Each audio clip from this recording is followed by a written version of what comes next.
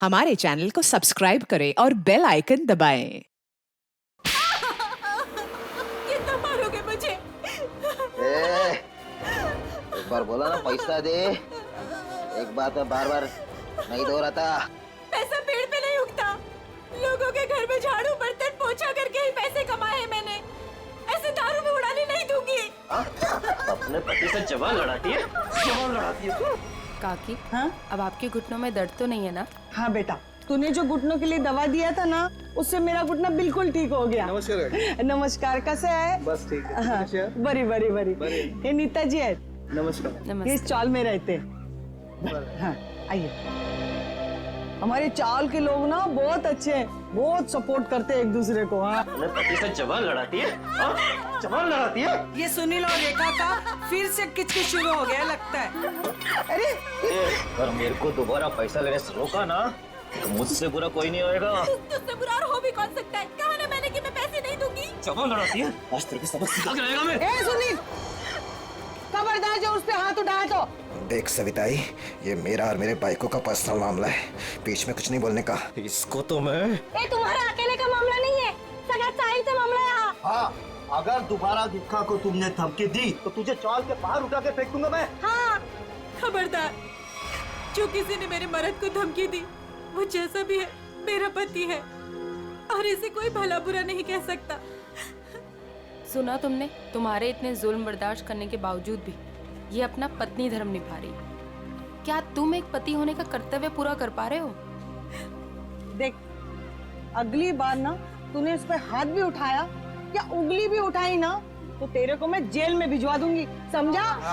गलती हो गई। गलती हो गई, चल जा भाई। माफी हमसे नहीं, अपनी पत्नी से मांगो। अरे बस जाने दो, चलो नहा लो, मुझे भी काम के लिए निकलना है। चलिए, अच्छा है, सुनील को अकल आ गई आज। सुनील को तो सबक मिल गया, लेकिन इन दोनों का झगड़ा देखकर ना मेरे को मेरे पुराने दिन याद आ गए। आपके पति भी? हाँ, बहुत शराब पीता था, हर वक्त नशे में रहता था, और जब नशे में नहीं रहता था ना, तो इसी तरह जबरदस्ती मेरे से पैसा मांगता था। और आप पैसे दे देती थी? हाँ, क्या करती? और जब मैंने पैसा देना बंद किया ना, तो मेरे सारे गहने, कपड़े, घर का सारा सामान, यहाँ तक कि घर का पूरा अनाज भी बेचना शुरू कर दिया। और फिर एक दिन यही शराब उनको मुझसे दूर ले गई और लीवर फेल हो गया। आई एम सॉरी, मुझे ये सब नहीं पता था। अब आपके पति के बाद आपके घर में कौन कौन है? मेरे 2 बच्चे थे, अनुज और कशिश। भगवान भी इतना निर्दयी है ना, एक एक्सीडेंट में मेरे 2 बच्चों को मुझसे छीन लिया। ये समझ सकती हूँ कि अपने को खोने का गम क्या होता है। हौसला रखिए, आने वाले दिन खुशियाँ ही खुशियाँ लेकर आएंगे। कल की इसी उम्मीद पे तो मैंने ये एनजीओ की स्थापना की थी, और चाल के सारे परिवार वालों को मैंने अपना परिवार माना। काकी, आप बहुत ही नेक काम कर रही हैं। अच्छा अभी रहने दे, ज्यादा तारीफ मत कर मेरी। हाँ चल अंदर चल, मैं तेरे को ना गरम गरम चाय पिलाती हूँ। हाँ अरे नहीं काकी, मुझे ना लेट हो रहा है और आज ही मुझे कॉलेज भी जाना है अपने थीसिस का फॉर्म भरने। तो हम शाम को मिलते हैं चाय पे। पक्का ना? संभल के जाना। हाँ? आज तो बहुत लेट हो गई।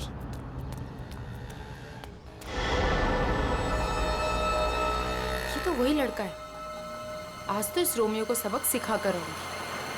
हेलो, ओए मिस्टर, हेलो, रुक, कब से मेरा पीछा कर रहा है? रुक, भागता कहाँ है? रुक। भाग गया, पता नहीं कहाँ कहाँ से आ जाते हैं। पर सविताई, मुन्नी को स्कूल भेजकर क्या फायदा? बाद में उसे शादी करके चूल्हा चौका तो संभालना है। यही तो गलत मानसिकता है उर्मिला। शिक्षा ग्रहण करने के लिए जितना अधिकार लड़कों का है ना, उतना ही लड़कियों का भी है।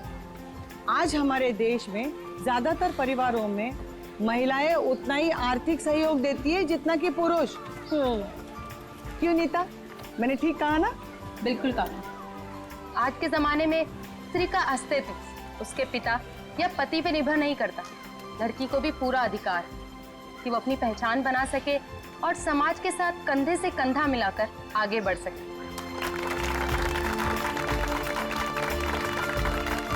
क्या बात है, आप दोनों के विचारों से हम सब सहमत हैं।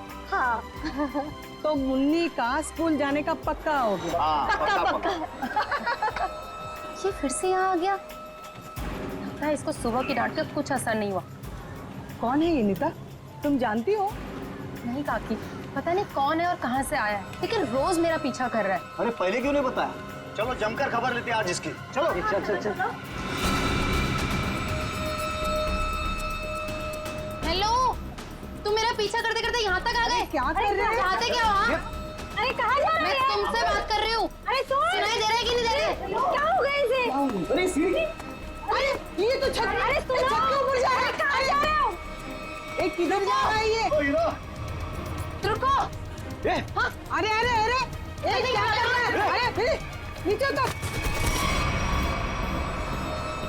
अरे खोपड़ी सटक लिया तुझी, क्यों जान देना चाहता है अपनी? अरे बोल ना कुछ। अरे बोल। मैं यहाँ कैसे आया? इधर क्या कर रहा हूँ मैं? तेरे को नींद में चलने की आदत है क्या? हाँ? कब से बुला रहे हैं तेरे को? ड्रामा मत करो, बताओ कि मेरा पीछा क्यों कर रहे थे? मैं बात करती हूँ। बेटा देख, तेरे दिल में ना जो कुछ भी है सच सच बता दे। तू नीता को पसंद करता है क्या? वो बात नहीं है, मैं तो नीता जी का बॉडीगार्ड हूँ। इनके पिताजी ने मुझे इस काम पर रखा था कि इनकी मैं रक्षा करूं।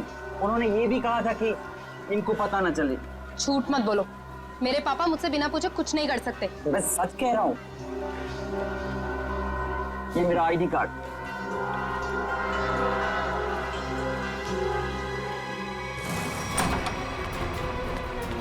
अरे नीता बिटिया, अरे अभी हम तुम्हारे बारे में ही बात कर रहे थे। नमस्ते अंकल। नमस्ते बेटा। क्या बात है बेटा, अंकल से नमस्ते और पापा से हेलो हाय कुछ भी नहीं? मैं आपसे बहुत नाराज हूँ। ऐसा मैंने क्या कर दिया? आप जानते हैं ना कि मैं मंगलावाड़ी चौल में अपनी रिसर्च कर रही हूँ। मुझे उन लोगों के रहन सहन, उनका गुजर बसर वो सब जानना है, इसलिए तो मुझे उनके बीच में रहना पड़ रहा है। हाँ बेटा, तो मैंने आपको अनुमति दे तो दी थी ना चौल में रहने की। अनुमति दी वो ठीक है, लेकिन वो बॉडीगार्ड वो मेरे पीछे क्यों आ जाता है बार बार? देखो बेटा, मैंने बॉडीगार्ड इसलिए रखा था कि मैं चैन की नींद सो सकूं और मुझे यकीन रहे कि मेरी बिटिया वहां पर सुरक्षित है। पापा, मैं कोई बच्ची थोड़ी हूँ, अपनी देखभाल कर सकती हूँ। शेखर अंकल, समझाइए ना पापा को। पापा के लिए तो तुम हमेशा बच्ची ही रहोगी। 50 साल की हो जाओगी ना तब भी। आप भी ठीक है, आप भी ना पापा की तरफदारी कर लो। अरे नहीं बेटा, हम तो आपकी ही तरफ हैं। देखो रतन, ये अच्छी बात नहीं है भाई। नीता बिटिया को उसकी पर्सनल स्पेस मिलनी चाहिए। लेकिन शेखर, तुम्हें तो पता है ना शहर में जुर्म कितने बढ़ गए। अब मैंने एक बॉडीगार्ड रख लिया तो कौन सा पहाड़ टूट गया यार। मुझे ना आपसे कोई बहस नहीं करनी। कल मेरा जन्मदिन है और ये मेरा जन्मदिन का गिफ्ट कि नो बॉडीगार्ड। अरे हाँ, कल तो नीता बिटिया का जन्मदिन है। अरे यार, मैं तो बिल्कुल भूल ही गया था। लेकिन मैं कैसे भूल सकता हूँ मेरी प्यारी प्यारी बिटिया का जन्मदिन। मैंने जन्मदिन की खुशी में एक बहुत बड़ी पार्टी रखी है। पार्टी? ठीक लगा ना बेटा? Happy birthday Nita. Thank you so much, please enjoy. Nita बेटा, जन्मदिन की ढेर सारी शुभकामनाएं। भगवान करे तुम्हें मेरी भी उम्र लग जाए। थैंक यू सो मच काकी। पापा, ये सविता काकी है, मैंने बताया था ना आपको इनके बारे में। हाँ, नमस्ते नमस्ते। हमारी बिटिया आपकी बहुत तारीफ करती। आपकी बेटी भी बहुत बहुत अच्छी है। Thank you very much. ये है मेरे बिजनेस पार्टनर शेखर। नमस्ते। नमस्ते, आपसे भी मिलकर बहुत खुशी हुई। मुझे भी बहुत खुशी हुई आपसे मिलकर। Ankit, many happy returns of happy birthday. Thank you so much. अरे sir, looking handsome sir. Thank you. अच्छा सर, कल हमारे नए प्रोजेक्ट की मीटिंग फिक्स हुई है, सुबह 10 बजे। 10 बजे? Okay, done. हेलो जी, ये मेरी बर्थडे पार्टी है, आपका ऑफिस नहीं, तो ये जो अपना काम है ना ऑफिस तक ही रखिए। सॉरी बेटा, सॉरी। आई एम सॉरी, आज काम की कोई बात नहीं हो गई, ठीक है? चलो अब केक काटे। पापा बस एक मिनट, छोटा सा सरप्राइज है। रामू, श्याम, जल्दी से सारे मेहमानों के चश्मे ले आओ। चश्मे? चश्मे? ये देखिए, रंग बिरंगे चश्मे। सो आज का थीम है गॉगल्स, तो ये सबको पहनने हैं। Okay guys? Very innovative idea. तुम्हें ड्रेस से मैच कर रहा है ना? हाँ। मैं अभी नहीं लगाऊंगी, मैं केक काटने के बाद लगाऊंगी। चलो चलो केक काटते हैं। हाँ।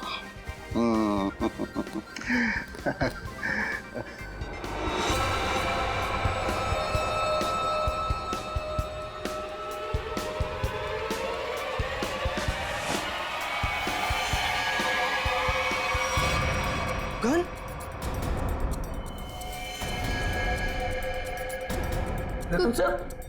रतन ये क्या कर रहा है यार? गोली लग गई। ये असली की नकली यार। Goodbye Shekhar. Ratan. Goodbye रतन।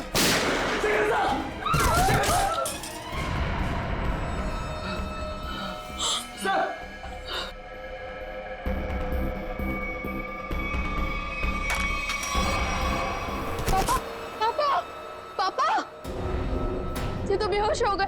ये अच्छा है, गोली मार के बेहोशी की एक्टिंग कर रहे हैं। अरे कोई एम्बुलेंस बुलाओ, शेखर जी को गोली लगी है। और सीआईडी को भी फोन करना पड़ेगा। Hello CID?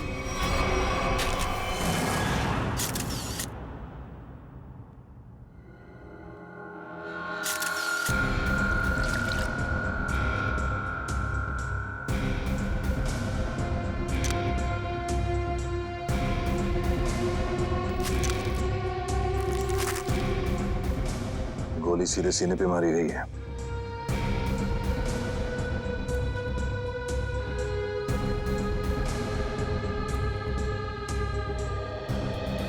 आप सबने देखा था रतन जी को गोली चलाते हुए शेखर जी पे? हाँ सर, हम तो हक्के बक्के रह गए ये देख के। इतनी अच्छी पार्टी चल रही थी, सब कितना एंजॉय कर रहे थे। पता नहीं अचानक रतन जी को क्या हो गया, उन्होंने गोली चला दी। जरूर मेरे पापा के खिलाफ किसी ने साजिश की, ऐसा कर ही नहीं सकते। रतन जी। सर। रतन जी को होश आ गया। उठाओ इन्हें। जी उठिए, चलिए उठिए। शेखर को क्या हो गया? सर क्यों भारी हो रहा है? पहले खून कर दिया इनका, अभी सर दर्द का बहाना कर रहे हो? हाँ, ये नाटक बंद करो, हटाओ। उठिए। ये आप क्या कह रहे हैं? मैंने किसी का खून नहीं किया। नीता बेटा क्या कह रहे हैं ये लोग, मेरी समझ में नहीं आ रहा है बेटा। पापा, मुझे खुद समझ में नहीं आ रहा है कि ये सब हो क्या रहा है। समझ में आएगा, सबको बहुत जल्दी सबको समझ में आ जाएगा। निखिल, मयूर, घर की अच्छी तरह से तलाशी लो। यहाँ पे पार्टी में जितनी भी चीजें मौजूद है सबको उठा लो। जयंती सर, इस गन को फोरेंसिक लैब में भिजवा दो। रतन जी चलिए ब्यूरो चलते हैं। पापा ठीक तो है ना? पापा सर, बैलिस्टिक्स रिपोर्ट आ गई। इसमें साफ साफ लिखा है कि शेखर को जो गोली लगी थी वो रतन जी के गन से चली थी, और उस गन पे जो उंगलियों के निशान मिले थे वो भी रतन जी के ही थे। कहिए रतन जी, क्या कहना है आपको इस बारे में? मेरे कुछ समझ में नहीं आ रहा सर। मेरा सर बहुत भारी हो रहा है। ऐसा लग रहा है जैसे किसी गहरी नींद से जागा हूं मैं। कोई डरावना सपना देखा है मैंने। हाँ, मगर क्या करे, शेखर जी की मौत तो कोई सपना नहीं है। सारे सबूत यही कह रहे हैं कि शेखर का खून तुमने किया है। मैंने कोई गोली नहीं चलाई सर। आप मुझ पर यकीन क्यों नहीं कर रहे सर?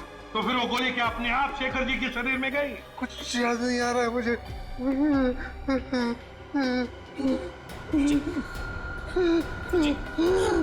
जी, मैंने कहा था ना आपसे कि मेरे पापा दिल के मरीज हैं, उन्हें टेंशन मत दीजिए। सर, मैं एम्बुलेंस को फोन करता हूँ। नहीं नहीं, अपनी गाड़ी में लेकर चलो, हॉस्पिटल में एडमिट करो जल्दी। चलिए। मैं भी चलती हूँ साथ में। नहीं, आप नहीं जाएंगी। उन्हें पहले एडमिट होने दो, बाद में मैं भी चलूंगा तुम्हारे साथ।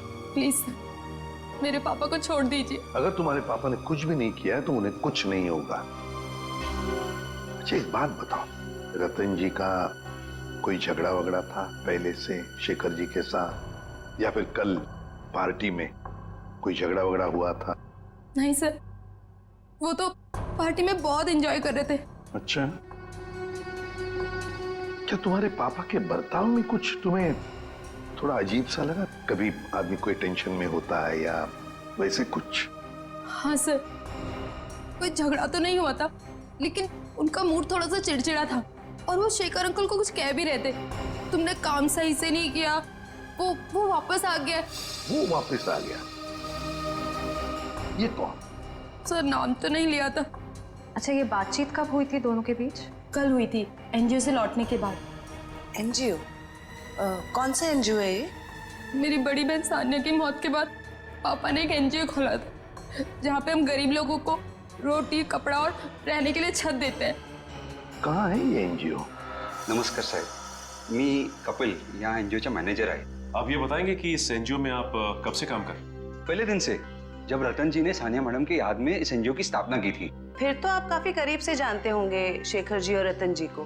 हाँ जी, एनजीओ में काम करने वाले सभी लोगों को अपना परिवार का सदस्य मानते थे।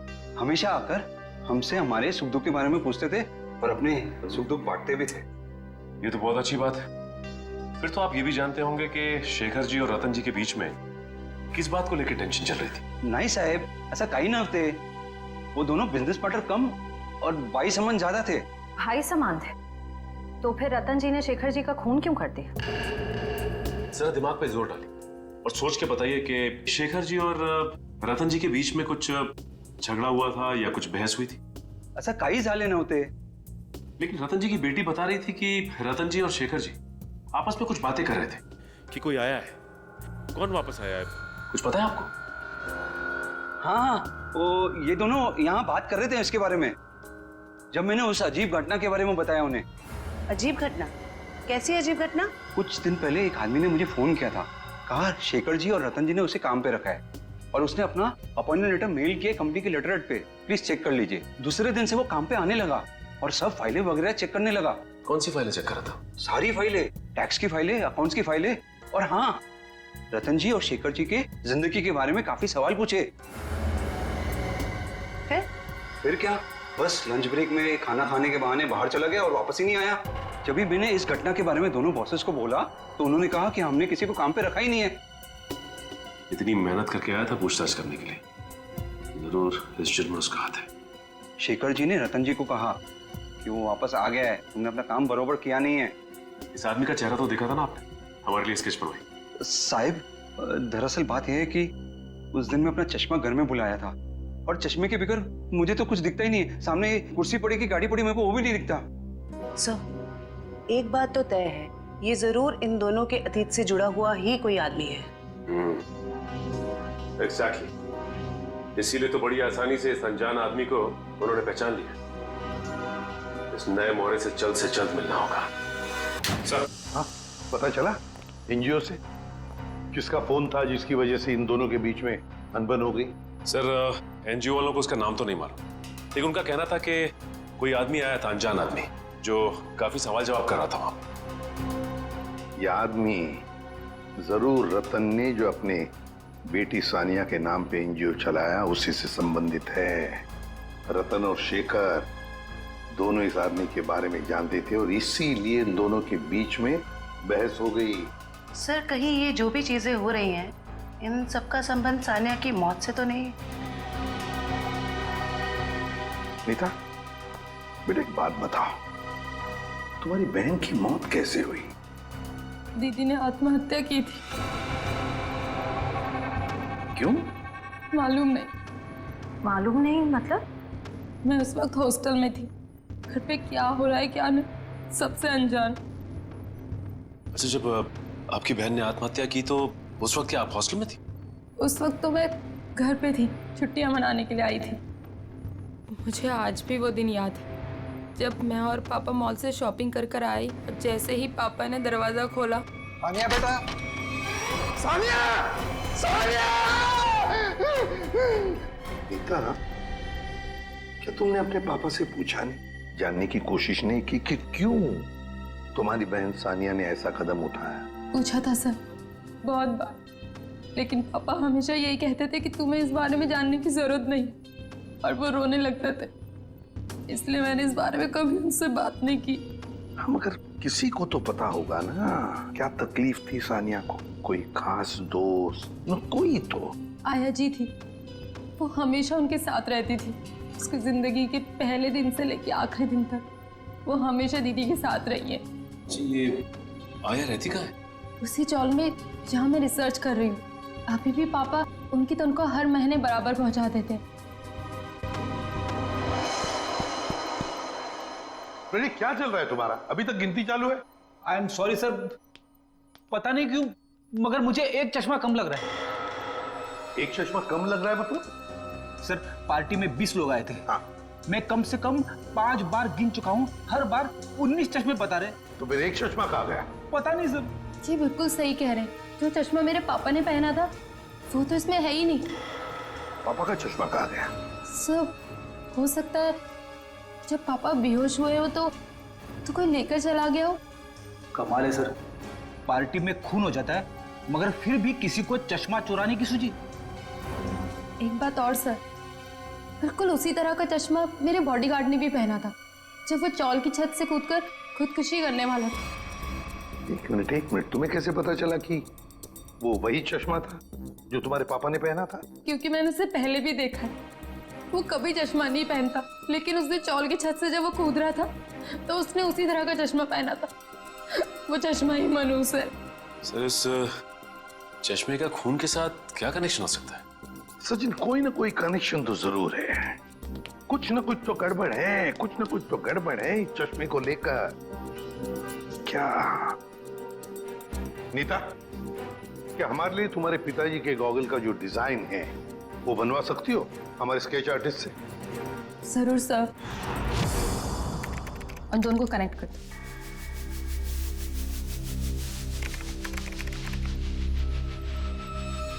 सर ठीक है, थैंक यू।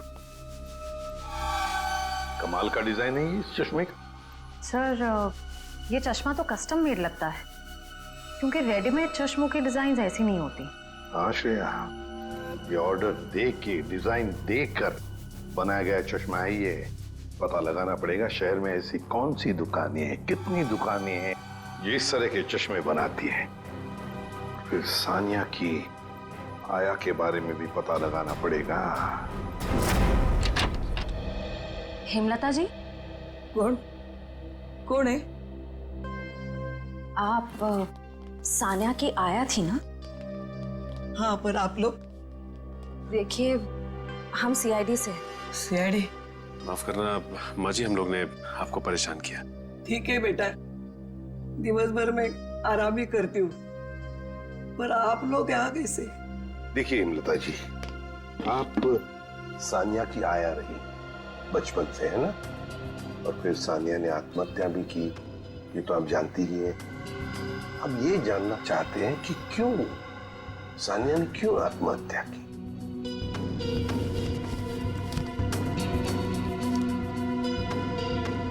बहुत दिनों बाद इन बूढ़ी आंखों को आप लोगों ने नम कर दिया।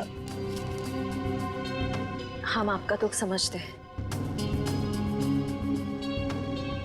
मैं हूँ जिम्मेदार, मैं हूँ। या तो रतन जी को मैंने मनाना चाहिए था उस रिश्ते के लिए, वरना सानिया को मजबूर करना चाहिए था वो लड़के को भूलने के लिए। लड़का? कौन लड़का? जिससे वो प्यार करती थी।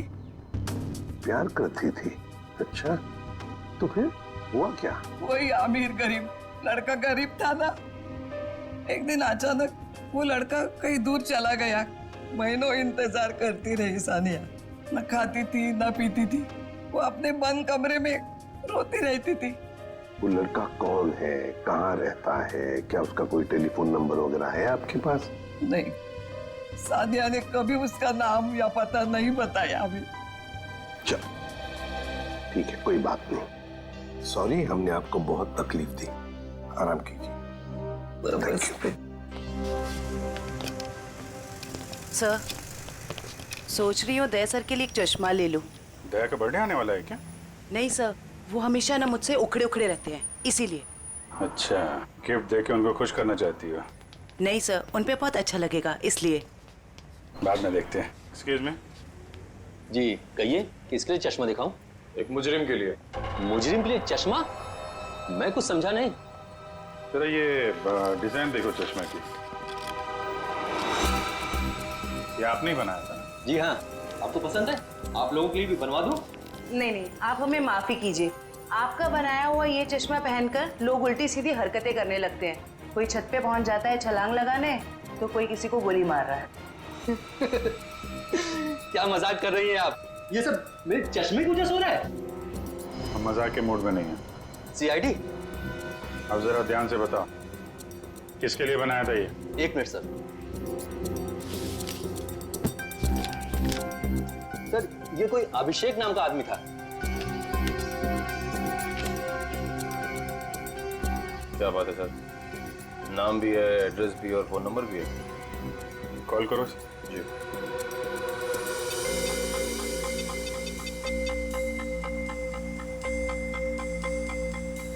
सर, नंबर गलत है।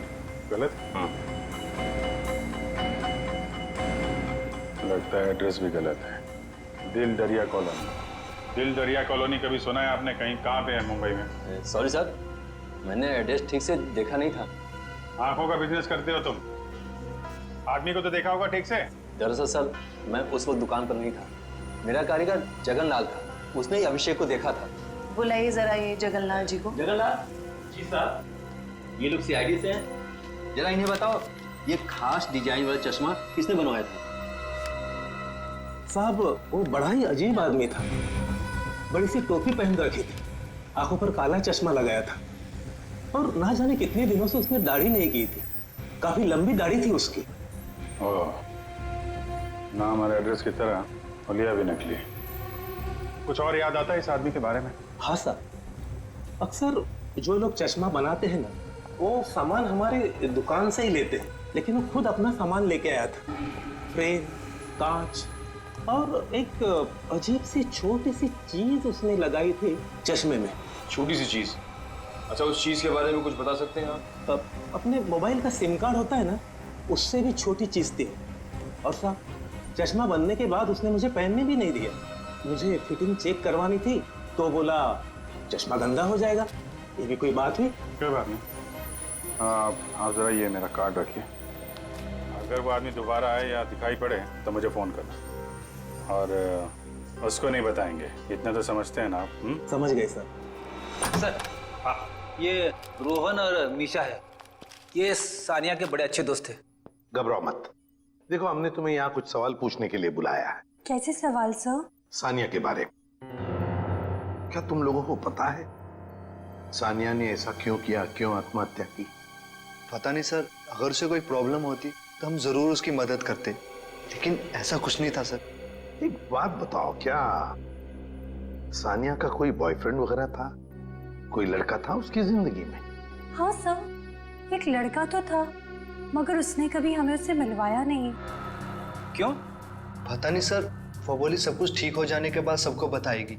बहुत सीरियस थी उसको लेकर, शादी करना चाहती थी उससे। अच्छा, क्या नाम क्या था उस लड़के का? नहीं सर, उसके बारे में कुछ भी नहीं बताया था। पर हाँ सर, वो कॉलेज खत्म होने के बाद मंगलावाड़ी चौल जाती थी। एक दो बार तो मैंने खुद उसे वहाँ पे छोड़ा था। वहाँ पे एक लड़का बाइक पे हेलमेट पहने उसका इंतजार किया करता था। मंगलावाड़ी? चलो, थैंक यू वेरी मच, तुम दोनों जा सकते हो। मंगलावाड़ी चाल? सर, नीता तो वहीं पे रिसर्च करती थी। और उसकी बहन सानिया, नीता की बहन सानिया जिस लड़के से मिलने जाती थी, वो मंगलावाड़ी चाल में ही रहता है। मंगलावाड़ी चाल में। कुछ समझ गए? समझ गया सर। मतलब ये नीता उस लड़के को जानती है, मगर जानबूझ के हमसे छुपा रही है। हाँ, मंगलावाड़ी चाल। इस लड़की को देखिए, क्या आप में से कोई भी इसे जानता है, कभी देखा है? हाँ, ये अक्सर हमारे चौल में आया करती थी उस लड़के से मिलने। कौन सा लड़का? मनोज नाम था उसका, इसी चाल में रहता था वो। रहता था मतलब अब नहीं रहता? वो दरअसल कुछ साल पहले उसे सजा हो गई थी। अब तक तो सजा पूरी भी हो गई होगी, पर वो वापस लौटा नहीं। क्या क्या किया था उसने? सर पक्के से तो पता नहीं, पुलिस कह रही थी चोरी चकारी का इल्जाम है उस पर। मनोज, चल, thank you very much. Sir जिस मनोज की आप बात कर रहे हैं उसका तो सर कोई भी पुलिस रिकॉर्ड नहीं है। सुमित जी, ये कैसे हो सकता है, जबकि मंगलावाड़ी चाल में रहने वाले लोगों ने हमें बताया कि 5 साल पहले मनोज को उसी चाल में से गिरफ्तार किया था। सर सारी फाइलें आपके सामने रखी हुई हैं। 5 साल के सारे रिकॉर्ड आप देख चुके हैं, मगर कहीं भी इस नाम का कोई शख्स नहीं है। हो सकता है मनोज की फाइल गुम हो गई। ऐसा कैसे हो सकता है सर? क्यों नहीं हो सकता? तो फिर मनोज की फाइल मिल क्यों नहीं रही है? हो सकता है सर आपको कोई गलत इंफॉर्मेशन मिल गई हो, या फिर इस नाम का कोई शख्स हो ही ना, या फिर चौल वालों ने आपसे झूठ बोल दिया। होने को तो ये भी हो सकता है कि मनोज की फाइल यहां से जानबूझकर गायब की गई।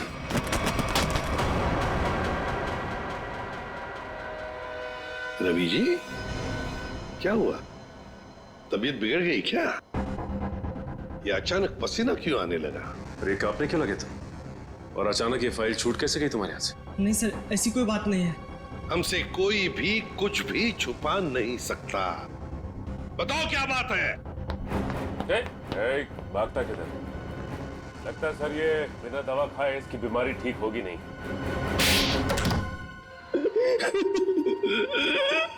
सर मुझे माफ कर दीजिए, मेरे पैसों के कारण मैंने उसकी फाइल जला दी। शर्म आनी चाहिए तुम्हें। पैसों की लालच में तुमने एक मुजरिम की मदद की, और तो और अपने नौकरी से गद्दारी की, अपने देश से भी गद्दारी की तुमने। कौन से जेल में है मनोज? सर तिलक नगर जेल में था। 7 साल की सजा थी उसे। अच्छे व्यवहार के कारण 4 साल में उसे रिहा कर दिया गया। सर अगर वो अच्छे बर्ताव के लिए रिहा हो ही रहा था तो फिर रिकॉर्ड नष्ट करने के लिए उसे घूस देने की क्या जरूरत थी? सचिन, शेखर और रतन, इन दोनों के बीच में जो बहस हुई थी उसमें शेखर बोल रहा था कि वो वापस आया है, तो फिर जरूर वो मनोज के बारे में बात हो रही थी। सर उस चश्मे वाले का फोन। हाँ सर, मैं जगन्नाथ चश्मे वाला। सर अभिजीत सर का फोन नहीं लग रहा था, इसलिए मैंने आपको फोन किया। हाँ बोलिए। सर वो आदमी फिर आया था चश्मा बनाने। अब इस वक्त कहाँ है वो आदमी? सर वो जाते वक्त फोन पे बात कर रहा था, कह रहा था कि किसी विद्युत नगर जा रहा है, सेक्टर 5। विद्युत नगर? नीता भी तो विद्युत नगर में रहती है। माय गॉड, मतलब नीता की जान को खतरा है। हाँ एसीपी सर, हम नीता के घर पहुंच गए हैं।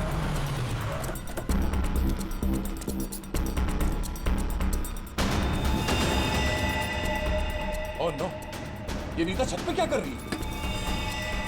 इसे रोकना होगा। नीता!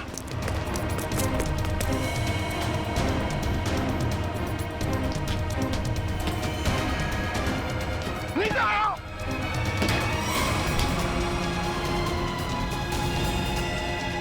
तो हटो।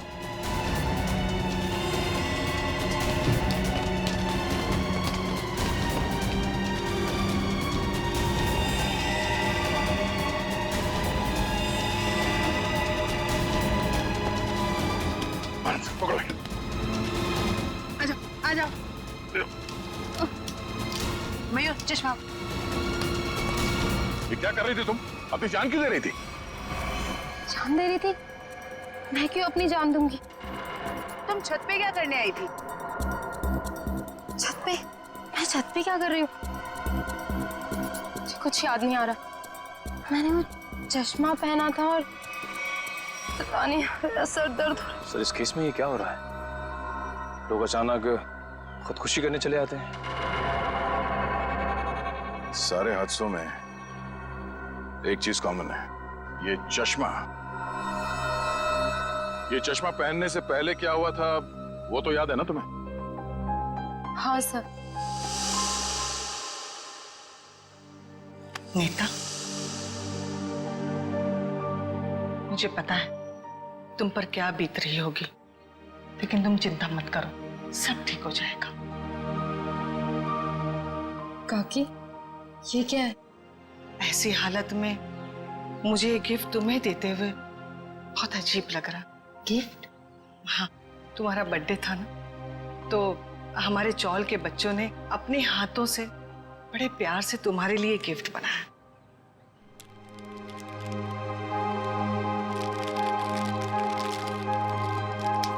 चश्मा?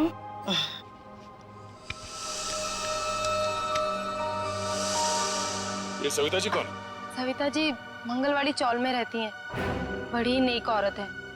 ये कितनी नेक औरत है ये तो उनसे मिलने के बाद ही पता चलेगा। अरे अरे अरे अरे सविता जी, लगता है हम लोग गलत वक्त पर आ गए। कहीं जा रही थी आप? हाँ, वो कुछ जरूरी काम आ गया था, इसलिए मैं कलकत्ता जा रही हूँ। लेकिन क्या करें, अब तो आप कलकत्ता जा नहीं पाओगी। क्यों नहीं जा पाऊंगी? वो क्या है ना कि मुजरिमों को यहाँ खुले घूमने की आजादी नहीं। मुजरिम? कौन मुजरिम? शराफत का नकाब उतार। नीता ने हमें सब कुछ बता दिया है। मेरे को कुछ काम है, मैं अब तक तुम्हारी उम्र का लिहाज करें। मुझे सख्ती बरतने पे मजबूर मत करो प्लीज। बताइए। मैंने जो कुछ किया अपने बच्चों के मौत का बदला लेने के लिए किया। बच्चों की मौत का बदला? हाँ, नीता के पिता रतन ने मेरे दोनों बच्चों को मार डाला अपने बिजनेस पार्टनर शेखर की मदद लेके। जान ली? लेकिन क्यों? क्योंकि उसको गलतफहमी हो गई थी कि मेरा बेटा तनुज वही लड़का है जिसे उसकी बेटी सानिया प्यार करती थी। क्यों हुई ऐसी गलतफहमी? क्योंकि एक दिन तनुज सानिया को घर छोड़ने गया था तो रतन ने देख लिया और वो गलत समझ बैठा। फिर शेखर ने गुंडे भेजे इधर मेरे घर पे मेरे दोनों बच्चे तनुज और कशिश को मार डाला। मैं उस टाइम पे घर पे नहीं थी इसलिए जिंदा बच गए। पर नीता ने क्या बिगाड़ा था तुम्हारा? उसे क्यों सजा दी तुमने? क्योंकि रतन ने मुझसे मेरे बच्चे छीने साहब। उसको वही दर्द देना चाहती थी। मनोज कहाँ पर है? मनोज? कौन कौन मनोज? वही मनोज जिसने तुम्हें बदला लेने में मदद की थी। साहब मेरे को नहीं मालूम। बताना तो पड़ेगा ही। ये जादू वाला चश्मा कहां से बनवाया? मनोज कहां पर है? आइए आइए जनाब, आप ही का तो इंतजार था। आइए। बड़े खुश नजर आ रहे हो, क्या बात क्या है? बात ही ऐसी बॉस, आज मैं आपको एक कमाल का जादू दिखाता हूँ। देख साउंड के मेरे पास मजाक करने के लिए वक्त नहीं है, जल्दी बता। अरे यार 2 मिनट, हमेशा काम करते रहते हो, जरा जादू देखो प्लीज प्लीज। तारेगा लेके आओ। देखो देखो देखो क्या होता है, देखो। ये लीजिए। Very good. सचिन यार तुम ये जरा चश्मा पहन लो। चश्मा? लेकिन मैं ही क्यों सर? अरे पहनो पहनो, मैं हेल्प करता हूँ तुम्हारी। अब सचिन जरा ध्यान से देखो और बताओ कि ये चश्मा वहां से ला करके किसने दिया? अरे सर कैसी बात करते हैं? तारिका ने।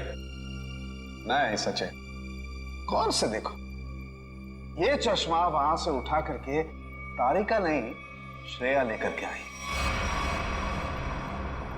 मैं? अरे सर कैसी बात कर रहे हैं आप? आपके सामने जो खड़ी है वो तारिका है और जो यहाँ खड़ी है वो श्रेया है। सचिन जरा गौर से देखो और फिर बताओ। तुम्हारे सामने जो खड़ी है वो तारिका नहीं है, वो श्रेया है। सचिन। हाँ सर, मेरे सामने जो खड़ी है वो श्रेया है।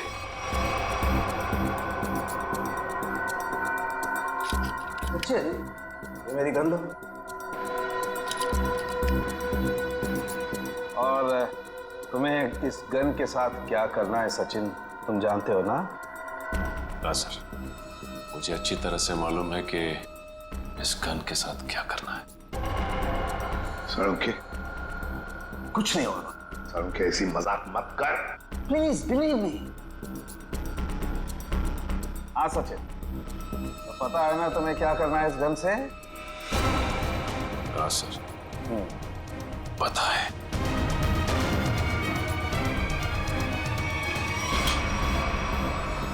लाओ सचिन, ये गन मुझे दे दो। अब ये चश्मा भी तुम्हारा उतार देना है। बस जाता है। जो क्या रहे सर भारी और सचिन, अभी अभी आपने मुझे मारने की कोशिश की, मुझ पर गोली भी चलाई, वो तो गन खाली थी इसलिए। ये तुम क्या कह रही हो? मैं तुम्हें मारने की कोशिश क्यों करूंगा? मैं तुम्हें गोली क्यों चलाऊंगा? रिलैक्स रिलैक्स, मैं बताता। बस ये बहुत ही स्पेशल चश्मा है। इस चश्मे में एक डिवाइस लगी हुई, एक ऐसा यंत्र जिसकी वजह से जो इंसान इस चश्मे को पहनता है वो सम्मोहित हो जाएगा, हिप्नोटाइज। और ये नैनो डिवाइस है जो वॉइस रिकॉर्ड करता रहता है, तो जिस इंसान ने चश्मा पहना है उससे ये बताता रहता है कि उसे एग्जैक्टली करना क्या है। आपने जो मुझ पर गोली चलाई वो भी इसी डिवाइस की वजह से, इसलिए वो आवाज आ रही थी। लेकिन ये आवाज हमें सुनाई क्यों नहीं रही? वो इसलिए क्योंकि वो आवाज बहुत ही ज्यादा धीमी है। बॉस, वो आवाज इतनी कम है कि बाजू में खड़ा इंसान भी वो आवाज सुन नहीं सकता है। और जैसे ही ये चश्मा उतारा जाता है, आदमी भूल जाता है कि उसने जब वो चश्मा पहना था क्या किया था उस वक्त। एग्जैक्टली। और इसीलिए रतन जी को ये याद नहीं था कि इन्होंने शेखर पे गोली चलाई। और उस बॉडीगार्ड को भी इसीलिए पता नहीं चला कि वो कब छत पर गया और कब छलांग लगाई। ये सारा इस मनोज का किया हुआ कर्म है। अब वो वक्त आ गया है जो मैंने अपनी पूरी जिंदगी में किया, वो सारे कर्मों का हिसाब होगा। अफसोस पाप का घड़ा पुण्य से भी भारी है, लेकिन मेरी जैसी औरत का जीने का कोई अधिकार नहीं है, कोई अधिकार नहीं है। उम्मीद करती हूँ अगले जन्म में अच्छा इंसान बनने की कोशिश करूंगी।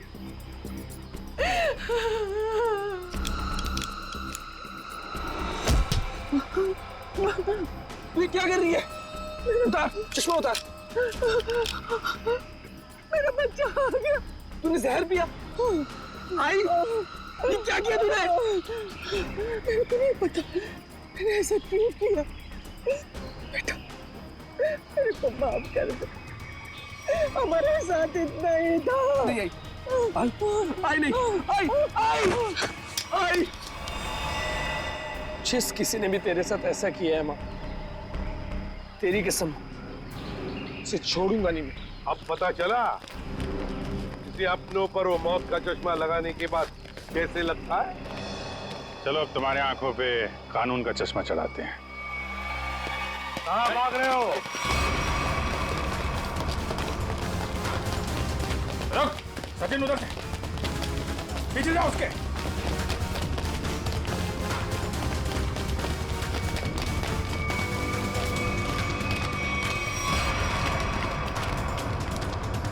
Wish you many happy returns of the day.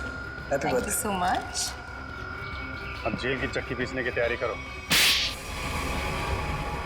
Savita ji भले मेरी असली माँ ना थी, पर वो मेरे लिए मेरी माँ से भी बढ़कर थी। उनके बच्चों के मरने के बाद उन्होंने मुझे ही अपना बेटा माना था।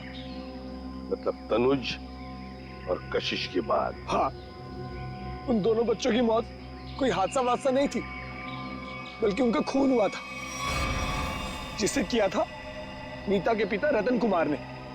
और मुझे झूठे रॉबरी के केस में फंसाया भी उन्होंने ही था। इसलिए मैंने प्लान बनाया, बदला लेने का प्लान। और रतन की कंपनी में ही नौकरी कर ली, लेकिन रतन ने तुम्हें पहचाना नहीं? रतन और शेखर ने मुझे नहीं पहचाना, क्योंकि उन्होंने मुझे कभी देखा ही नहीं था। और इसी बात का मैंने फायदा उठाया, और जेल से छूटने के बाद ना ही मैंने सविता माँ के बच्चों का बदला लिया, बल्कि अपनी सान्या, जिसे मैं इतना प्यार करता था, उसकी भी मौत का मैंने बदला लिया। हमारे पास चले आते, हम तुम्हें न्याय दिलाते। कानून पर से तो विश्वास ही उठ गया था मेरा, इसलिए मैंने खुद ही न्याय करने की सोची। नीता से दोस्ती की, फिर उसे मार दिया। सान्या से प्यार करते थे तुम, इसे प्यार कहते हो? उसकी बहन की जान लेने चले थे तुम। वो तो अच्छा हुआ हम लोग इस वक्त पे पहुंच गए और उसे बचा लिया। क्या नीता जिंदा है? हाँ जिंदा है। बहुत कोशिश की ना तुमने उसे मारवाने की। उसके बॉडीगार्ड को भी वो चश्मा पहना दिया ताकि वो आत्महत्या कर ले, मगर नहीं, तुम्हारा प्लान वैसे ही फेल हो गया। हाँ, मगर रतन का प्लान फेल नहीं हुआ। मैंने वेटर के जरिए उसे खूनी चश्मा पहनाया और उसी के जरिए उसी के दोस्त को मरवा दिया। और फिर हमारे आने से पहले वो चश्मा तुमने गायब कर दिया। तो फिर वो चश्मा सविता के जरिए तुमने नीता तक पहुंचा।